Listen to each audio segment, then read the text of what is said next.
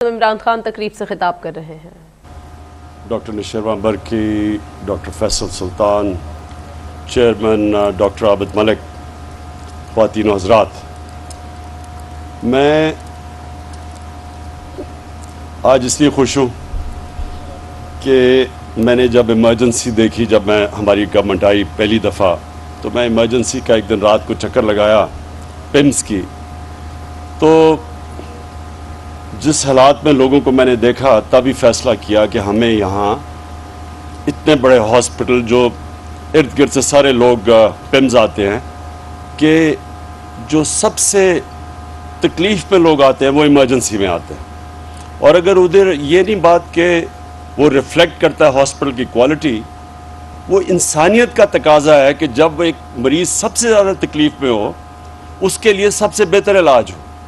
تو یہاں الٹا ہے کہ پمس کے اندر تو کئی بڑی اچھی ڈپارٹمنٹس ہیں، خاص طور پر ڈینٹسٹری کی میں تعریف کروں گا، لیکن ایمرجنسی کے حالات بہت برے تھے جب میں نے دیکھا۔ تو آج ہم نے پوری وہ ایک پروسیس سے گزرے ہیں، باہر سے آرکیٹیکٹ جو اسپیشلائزڈ ہاسپٹلز بنانے کے آرکیٹیکٹ ہیں، گرام ریپ، جنہوں نے شوکت خانم کا بھی ڈیزائن کیا اور شوکت خانم دونوں ہاسپٹلز کا ڈیزائن کیا، اور آج اگر شوکت خانم کو دونوں ہاسپٹلز کو جوائنٹ کمیشن انٹرنیشنل کی سرٹیفیکیشن ملی ہے، تو اس کی ایک یہ بھی وجہ ہے کہ وہ ایک بلڈنگ بنی ہوئی ہے، ایک اسپیشلائزڈ ہاسپٹل کے ڈیزائنر نے، آرکیٹیکٹ نے بلڈنگ بنائی ہے۔ تو ہم یہ بھی چاہتے تھے کہ یہاں بھی یہ جو ایمرجنسی بنے وہ ایک اسپیشلائزڈ ہو، یعنی وہ خاص طور پہ کیٹر کرے جو کہ ایمرجنسی کے مریض آتے ہیں۔ تو اس کے لیے پھر گرام ریپ جو کہ امریکن آرکیٹیکٹ ہے، جو اسپیشلسٹ ہے، اور میں خاص طور پہ اپنے اوورسیز پاکستانیز کا شکریہ ادا کرنا چاہتا ہوں، کیونکہ انہوں نے سپانسر کیا، جتنا بھی خرچہ تھا یہ ایمرجنسی کے ڈیزائن پہ ہمارے اوورسیز پاکستانیز نے وہ خرچہ دیا۔ یہ ایک چیز ثابت بھی کرتی ہے کہ یہاں کتنی ہماری قوم کتنے کھلے دل کی ہے، جنرس لوگ ہیں۔ ان کو میرے خیال میں کوئی دنیا میں اتنی قوم اللہ کے نام پہ پیسہ نہیں دیتی جتنی پاکستانی قوم دیتی ہے۔ تو انہوں نے اسپانسر کیا، اور اب آج ہم نے گراؤنڈ بریکنگ کی ہے، اور یہ پاکستان میں سب سے سارے پاکستان میں اب ایک جو سب سے کوالٹی کی ایمرجنسی بنے گی وہ یہ، اس کی آج ہم نے آج اوپننگ کی ہے، اس کی گراؤنڈ بریکنگ کی ہے۔ اور میں اس لیے بھی یہ جو آپ نے جناح ہاسپٹل کی بھی آج ہم نے سٹون لینگ کی، جناح ہاسپٹل جو 300 بیڈ کا ہاسپٹل ہے، اور یہ ڈاکٹر فیصل نے صحیح کہا کہ 1985 کے بعد یہ پہلی دفعہ اسلام آباد میں ایک نیا ہاسپٹل بن رہا ہے۔ یہ ہم سب کو سمجھنا چاہیے کہ اسلام آباد پاکستان میں سب سے تیزی سے بڑھتا ہوا شہر ہے۔ آپ سب کو حیرت ہوگی کہ 2010 اور اب 10 سالوں کے اندر اسلام آباد کی آبادی دگنی ہو گئی ہے۔ سو اتنی تیزی سے یہ شہر بڑھ رہا ہے، تو 85 کے بعد اگر ہاسپٹل نہیں بنا تو اس لیے اتنا زیادہ ہاسپٹلس کے اوپر رش پڑتا ہے، ڈاکٹرز پہ پریشر پڑتا ہے، اس کی سٹینڈرڈز اور کوالٹی مینٹین کرنا مشکل ہو جاتا ہے۔ تو اس لیے یہ ایک بالکل اسٹیٹ آف دی آرٹ، اور یہ بھی ایک اسپیشلائزڈ ہاسپٹل بن رہا ہے جس کی آرکیٹیکچرل ڈرائنگز امریکہ سے بن کے آ رہی ہے، اور انشاءاللہ ہمیں امید ہے کہ ہمارے بھی آرکیٹیکٹس اس کو فالو کر کے یہاں بھی ان کی ٹریننگ ہوگی، وہ بھی اسپیشلائزڈ ہاسپٹل کی ڈرائنگز بنا سکتے ہیں۔ تو یہ میں نے 2 آج ان کی اوپننگ کی ہے، اور میں نے یہ تیسری جو بات کہنی تھی وہ ہیلتھ کارڈ کی ہے۔ میرا یہ ایمان ہے کہ ان 3.5 سال میں کسی پاکستان کی حکومت نے اتنا زیادہ کام عوام کے لیے کیا ہی نہیں ہے۔ ہیلتھ کارڈ جو ہے، health insurance, universal health insurance, سوائے سندھ کے، کیونکہ پروونشل گورنمنٹس پیسہ دیتی ہیں ہیلتھ کارڈ کی انشورنس کمپنی کو پریمیم دینے کا، تو یہ آپ کو پتہ ہونا چاہیے کہ یہ یونیورسل ہیلتھ کوریج ایڈوانسڈ ملکوں کے بھی اندر ایسی ملتی، پریمیم دینا پڑتا ہے آپ کو۔ یہاں ہم اپنی آبادی کے لیے مفت ہیلتھ انشورنس دے رہے ہیں، اور یہ کتنا بڑا خواب تھا، تو شروع میں ساروں نے کہا کہ یہ ہو ہی نہیں سکتا. پہلے ہم نے خیبر پختونخوا سے شروع کیا چھوٹے پیمانے پہ، پھر ہم نے آخر میں فیصلہ کیا کہ ہم جتنے بھی ہمارے صوبے ہیں ہمارے نیچے، سب کو، ہر خاندان کو ہم ہیلتھ کارڈ دیں گے. میں سمجھتا ہوں کہ یہ ہماری جو خواب ہے پاکستان کی، جو اس کی ویژن تھی،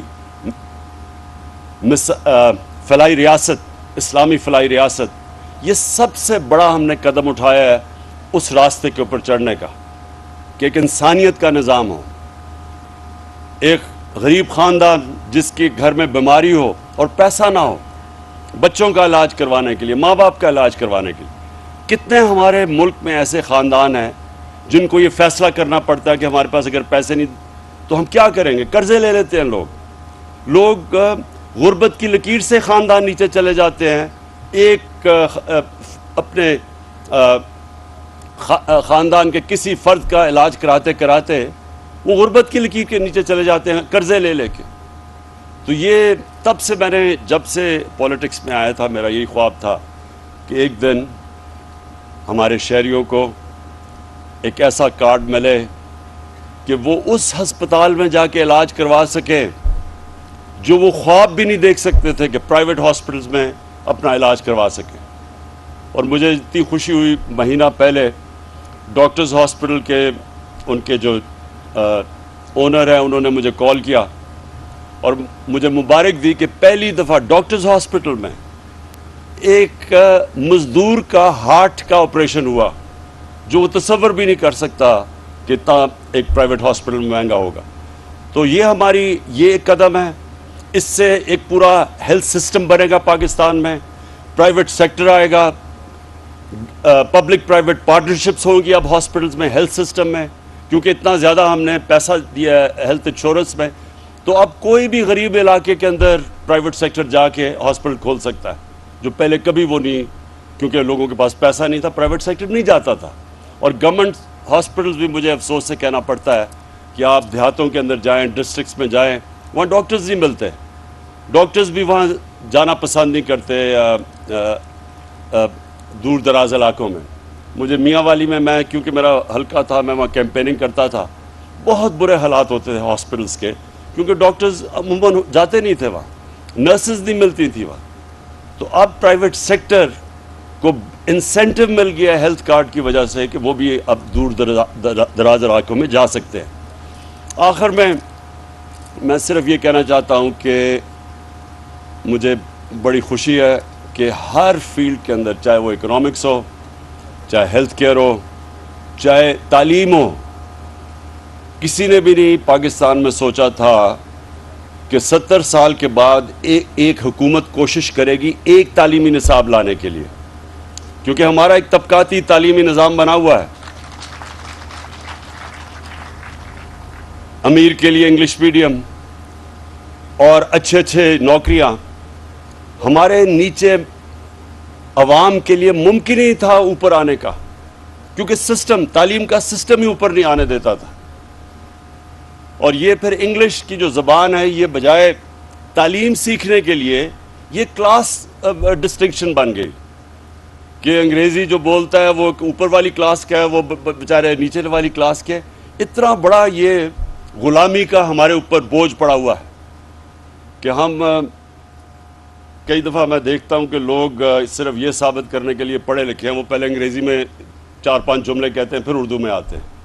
یہ جو ہم نے اپنے اوپر احساس کمتری کا نظام بنایا ہوا ہے، یہ صرف اور صرف ایک کلونیل ایجوکیشن سسٹم کی وجہ سے جو ہم نے چینج نہیں کیا. تو آج مجھے بڑا فخر، ہم نے شروعات کر دی ہے بڑی مشکلوں سے. ایک سلیبس، ایک کریکولم، نصاب، اور 5 سے پھر آہستہ آہستہ اوپر لے کے جائیں گے. اور اس کے علاوہ جو ہم نے سیرت نبی کا فیصلہ کیا کہ اپنے سارے بچوں کو نبی کی سیرت پڑھائیں گے کیریکٹر بلڈنگ کے لیے. یہ بڑا ضروری ہے. بڑی قوم بن ہی نہیں سکتی جب تک اس کا کیریکٹر بڑا نہ ہو. ہم جب مدینہ کی ریاست کی بات کرتے ہیں، مدینہ کی ریاست کی سب سے بڑی کوالٹی کیا تھی؟ نبی صلی اللہ علیہ وسلم نے لوگوں کے کیریکٹر بدل دیے. وہ فکری انقلاب تھا.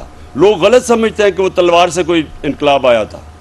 ان کے مدینہ کے ہجرت پہ پہنچنے کے اور ان کے دنیا کے جانے کے بعد جو 10 سال تھے، صرف جنگوں کے اندر کوئی 1000 سے 1200 لوگ مرے تھے ٹوٹل، لیکن وہ سارا عرب ان کے نیچے آ گیا تھا.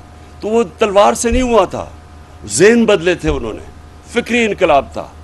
اور وہ ہماری بدقسمتی یہ ہے کہ ہم نے کبھی کوشش ہی نہیں کی جب سے ہمارا ملک بنا ہے کہ لوگوں کو بتائیں تو صحیح کہ وہ جو قرآن ہمیں حکم دیتی ہے کہ ان کی زندگی سے سیکھو، وہ کیا وجہ تھی؟ وہ ہماری بہتری کے لیے ہے. جو قوم ان کی سنت پہ چلے گی وہ اٹھ جائے گی. اور کیونکہ وہ رحمت العالمین تھے، وہ صرف مسلمان نہیں، سب انسانوں کے لیے رحمت بن کے آئے تھے. تو جو بھی ان کی سنت پہ چلے گا وہ قوم اوپر آ جائے گی. تو اس لیے ہم نے یہ بھی رحمت العالمین اتھارٹی بنائی ہے. اس کا مقصد ہی یہ ہے کہ اپنے بچوں کو یونیورسٹی اسٹوڈنٹس کو کم از کم ان کو یہ پتا ہو کہ ان کی زندگی کیا تھی، انہوں نے کیسے کیریکٹر بدلے، کیسے جو ان کے ارد گرد تھے سب لیڈرز بن گئے. تو یہ مجھے جو سب سے خوشی ہے کہ ہم نے تعلیم کے اوپر وہ کام کیا ہے، ہیلتھ میں وہ کیا ہے، اکانومی کو ٹھیک کیا ہے. آج ہمارے سارے اکانومی کے انڈیکیٹرز رائٹ ڈائریکشن میں ہیں. IMF کہہ رہا ہے کہ پاکستان سسٹینیبل گروتھ پہ نکل گئی ہے.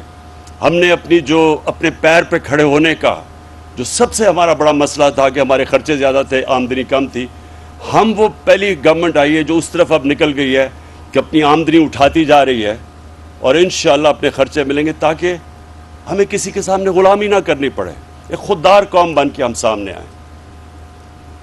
تو آخر میں پھر سے آج بڑا خوش ہوں کہ یہ جو 2 انوگریشنز کیا میں پمز کے بورڈ کو خاص طور پر کہنا چاہتا ہوں کہ آپ کی بہت بڑی ذمہ داری ہے.